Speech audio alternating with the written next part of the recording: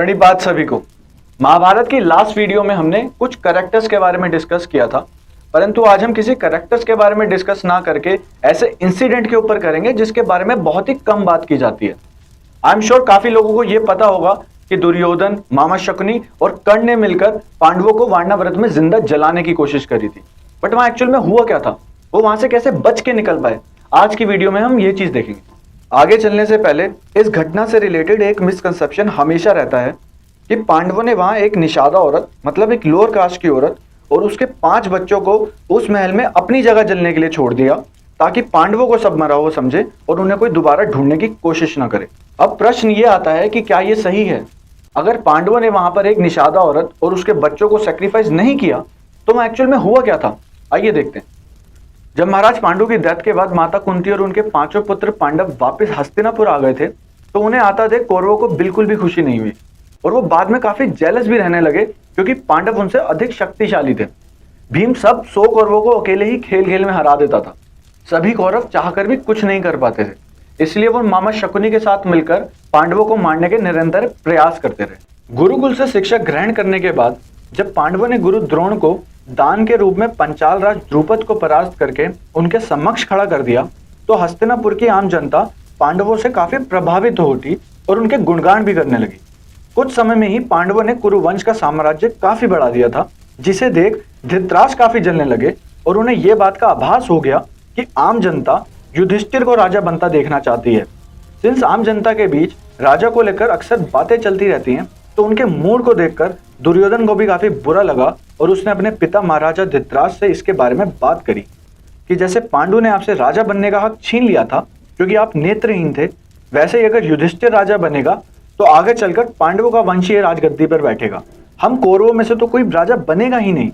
इसलिए दुर्योधन ने अपने पिता धृतराष्ट्र को कहकर पांडवों को राज्य से दूर वारणावृत भेजने का अनुरोध किया, जहां पर दुर्योधन, मामा शकुनी, दुशासन और कर्ण ने पांडवों और उनकी माता कुंती को जिंदा जलाने का षड्यंत्र रचा था महाराज धृतराष्ट्र को बिना बताए। परंतु धृतराष्ट्र कहते हैं कि पांडवों के पिता पांडु ने मुझे हमेशा ही सम्मान दिया है, हमेशा अपने कर्तव्यों का पालन किया है, चाहे वो परिवार के प्रति हो या राज्य के प्रति। पांडु ने अपने स्वार्थ के लिए कभी भी कुछ नहीं किया, हमेशा मुझे अपने से ऊपर रखा। सब प्रजा, आम जनता उससे काफी स्नेह करती है, तो अगर हम उसके पुत्रों को राज्य से निकाल देंगे तो वो आम जनता कभी नाराज होकर हमारे लिए ही मृत्यु दंड की मांग ना कर दे। इसके अगेंस्ट में दुर्योधन कहते हैं कि आप जो कह रहे हैं वो सत्य है, बट हमें हमारे आने वाले वंश का भी सोचना होगा, और रही बात आम जनता की तो हम उन्हें पैसे और ओहदे से खरीद सकते हैं। आप पांडवों को वारणावृत भेजने का बहाना ढूंढिए, इतने हम आम जनता को अपने पक्ष में करने में लग जाते हैं और इसी बीच आप मुझे राजा घोषित कर देना और मैं राजा बनने के बाद पांडवों और माता कुंती को वापस हस्तिनापुर बुला लूंगा।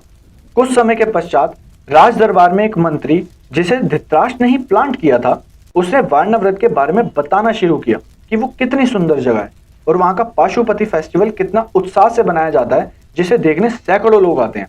ये सुनकर पांडवों को भी वहां जाने की इच्छा हुई और बिल्कुल भी देरी ना करते हुए धृतराष्ट्र ने कहा कि हाँ, मैंने भी वारणावृत के पाशुपति फेस्टिवल की काफी तारीफें सुनी, वो पूरी सृष्टि का सबसे सुंदर पर्व है, तो तुम्हें भी वहां जरूर जाके उसका आनंद लेना चाहिए। युधिष्ठिर ने धृतराष्ट्र की बात मानते हुए वारणावृत जाने का निर्णय लिया। जब पांडवों के वारणावृत में जाने की बात राजा ने दुर्योधन को बताई तो वो काफी खुश हुआ। उसने अपने एडवाइजर पुरोचना को अपने पास बुलाया और उसने वारणावृत में पांडवों को मारने का कार्य सौंपा और कहा कि ऐसा लगना चाहिए कि ये घटना है, साजिश नहीं, और उसे ये सब सीक्रेट रखने को कहा। उसी समय पुरोचना वारणावृत के लिए निकल गया दुर्योधन के आदेश पर, और उन्होंने पांडवों के लिए ऐसे पदार्थों से बना महल निर्माण किया जो क्षण भर में ही जलकर राख हो जाए, जिसे लक्ष्य ग्रह भी कहा जाता है, that is house of lac, जो कि एक इनफ्लेमेबल मटेरियल से बना होता है। साथ ही ये भी कहा कि महल के निर्माण के समय पेंटिंग कोटिंग इस तरीके से करना कि कोई ये बता ना पाए कि यह महल ऐसे पदार्थों से बना है जो क्षण भर में ही जलकर ध्वस्त हो सकता है। विदुर ने अपने गुप्तचरों से कौरवों के षड्यंत्र का पता लगा दिया था और पांडव जब वारणावृत के लिए प्रस्थान कर रहे थे तो उन्होंने युधिष्ठिर को इन सब की सूचना दी और हमेशा सावधान और सतर्क रहने को कहा। पांडव जब वारणावृत पहुंचे तो वहां के लोगों ने उनका भव्य स्वागत किया।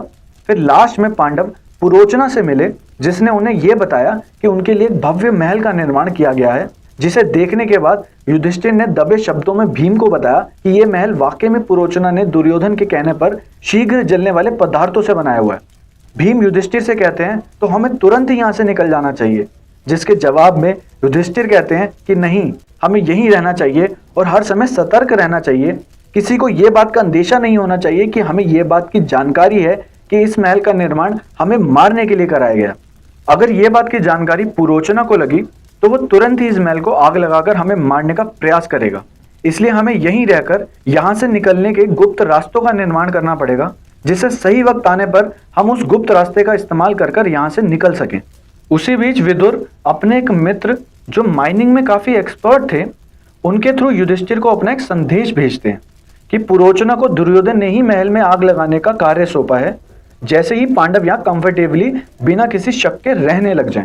सिंस विदुर के मित्र माइनिंग में एक्सपर्ट थे तो युधिष्ठिर उन्हें महल के अंदर से गुफा बनाने का अनुरोध करते हैं और वो उनकी सहायता करने के लिए भी मान जाते हैं। पांडव वहाँ 1 साल रहते हैं, जिसे देख पुरोचना को काफी प्रसन्नता होती है कि पांडवों को अभी तक कोई भी ज्ञात नहीं है और ये यहाँ काफी कंफर्टेबली रह रहे हैं। पुरोचना को खुश देखकर युधिष्ठिर कहते हैं कि हमने पुरोचना को अच्छे से डिसीव कर दिया है और उसे लगता है कि हमें अभी तक कुछ नहीं पता, इसलिए यही सही वक्त है यहाँ से निकल जाने का। फिर पांडव उसी महल में आग लगाकर उसमें पुरोचना को भस्म करके वहां से भाग निकलने का प्लान करते हैं। कुछ दिनों बाद पांडवों ने वहां एक भोज का आयोजन किया और वहां आए सभी उपस्थित ब्राह्मणों को भोजन कराया गया। वहां अन्य लोग भी भोजन और मदिरा सेवन का आनंद उठा रहे थे और रात होते ही जब माता कुंती अपने शिविर में जाने लगी तो सारे गेस्ट भी अपने अपने घर को वापस चले गए। उन्हीं सब लोगों में एक निषादा औरत और उनके 5 पुत्र भोजन की खोज में महल में उपस्थित हुए और वहां उन्होंने भोजन के साथ साथ काफी मदिरा सेवन भी किया, जिसके चलते वो मरे हुए व्यक्ति के समान महल के एक कोने में जाके सो गए। पुरोचना भी उसी महल में मदिरा सेवन करके सो गया था और मध्य रात्रि के समय सभी पांडवों ने सबसे पहले जिस शिविर के अंदर पुरोचना सो रहा था वहां पर आग लगाई, फिर महल के अन्य जगहों पर भी आग लगा दी और वहां से भाग निकले। पांडवों को इस बात का ज्ञात था ही नहीं कि एक निषादा औरत और उसके 5 पुत्र भी महल के एक कोने में सो रहे हैं। उन्हें सिर्फ ये लगा कि महल में उनके अलावा सिर्फ एक पुरोचना ही था उस समय और बाकी सब लोग वहां से चले गए थे। सभी को यही लगा कि पुरोचना ने दुर्योधन के कहने पर 5 पांडव और माता कुंती को मारने का षड्यंत्र रचा, जिसमें पांडव, माता कुंती समेत पुरोचना भी मृत्यु को प्राप्त हो गया। तो पांडवों ने तो अपने स्वार्थ के लिए किसी को सेक्रीफाइस नहीं किया, हेंस इसको लेकर जितने भी मिसकंसेप्शन है वो सब गलत है। अगर आपको ये वीडियो अच्छी लगे तो प्लीज लाइक करें, शेयर करें और सब्सक्राइब करें। और नेक्स्ट वीडियो आप किस कैरेक्टर के बारे में देखना पसंद करेंगे वो भी कमेंट सेक्शन में हमें बताइए, अंगराज, कर्ण या अभिमन्यु। धन्यवाद।